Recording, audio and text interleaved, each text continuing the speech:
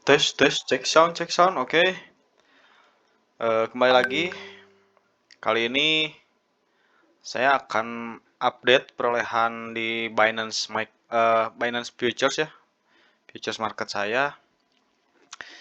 Jadi terhitung sudah ini kan hari Sabtu, hari Minggu ya. Jadi sudah seminggu saya bertahan di futures market, namun kali ini saya mengalami kembali eh, penurunan gitu ya, atau loss yang cukup dalam.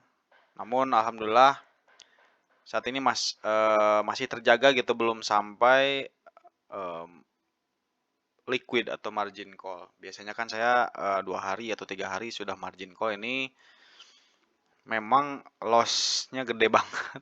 Cuman saya bisa ambil keputusan untuk cut loss gitu ya. Nah, ini tampilan di di futures market. Nah, untuk rekapannya ada di, kalau saya buka dulu, saya sudah mencatat di trading notes ya. Nah, di futures ini, trading futures. Nah, jadi di awal modal saya $8, kemudian ini modal pertama di hari Sabtu ya, saya masuk ke market, kemudian saya profit sekitar $7, jadi 15 dolar totalnya. Kemudian minggu esoknya saya profit $3. Nah, ini ya, jadi ada data-datanya di sini, sempat loss juga $6, kemudian keganti lagi setelah saya profit 12, Rabu 8, Kamis 5, Jumat. Nah, di sini sebetulnya Jumat juga sudah profit, namun maksudnya awal saya entry itu memang loss sekitar 4 gitu ya. Nah, saya berhasil ngembaliin gitu. Jadi profit 4 lagi gitu. Jadi artinya di sini 0 saya perolehannya di Jumat. Nah, kemudian Sabtu nih. Sabtu nih saya ada masuk di XRP ya. XRP ini jadi eh, awal tuh memang saya loss $3, 8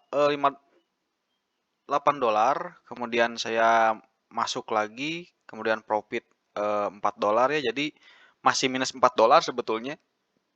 Nah, namun di sini saya mulai nafsu gitu ya. Kemudian saya masuk kembali ke market dengan margin yang lebih tinggi dan leverage yang lebih tinggi. Harapannya saya memang untuk mengganti yang minus $4 itu, dan syukur-syukur kalau bisa memang melebihi gitu ya. Namun boro-boro keganti malah ini sih memang kejadian pas tidur ya. Saya tinggal tidur, saya lupa biasa pasang stop loss karena memang saya memang nggak sengaja ketinggal tidur ya. Karena lagi memang mantau juga. Di sini sudah running profit sebetulnya $2. Namun pas ketiduran cek HP itu posisi sudah minus $21. Saya tunggu dulu nih. Seperti biasa ya, masih ada pikiran masih bisa balik lagi nih gitu-gitu ya. Malahan dia malah naik terus nih. Dan akhirnya saya memutuskan untuk ya udahlah cut loss gitu ya, daripada memang liquid. Jadi saldo saya saat ini di hari Minggu ini itu $8. Jadi balik lagi ke modal awal. Nah, di sini saya juga udah rekap untuk keterangan kesalahan saya. Pertama, targetnya tidak jelas gitu ya. Risk and rewardnya tidak jelas. Jadi asal masuk aja, malahan memang berdasarkan nafsu ya.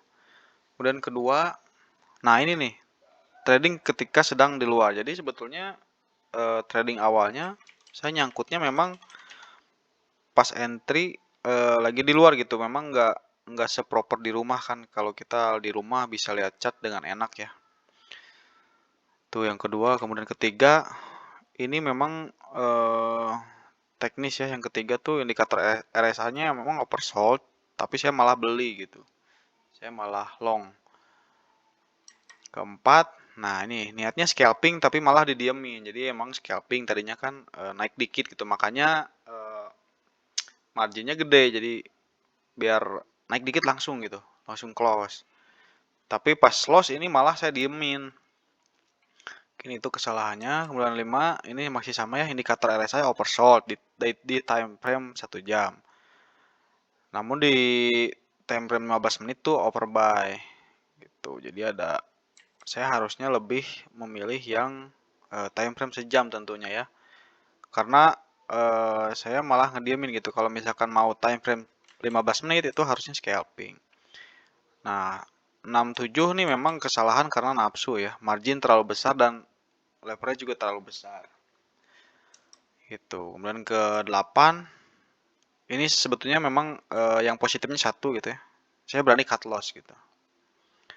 Jadi ketika running loss, biasanya saya berharap memang harga kembali normal gitu. Itu kan salah banget ya. Nggak pernah berani cut loss. Nah, di kejadian kemarin saya berani cut loss gitu meskipun lossnya gede banget gitu ya. Sayang kan kalau misalkan. Cuman memang ini pencapaian bagi saya gitu ya yang memang tidak bisa cut loss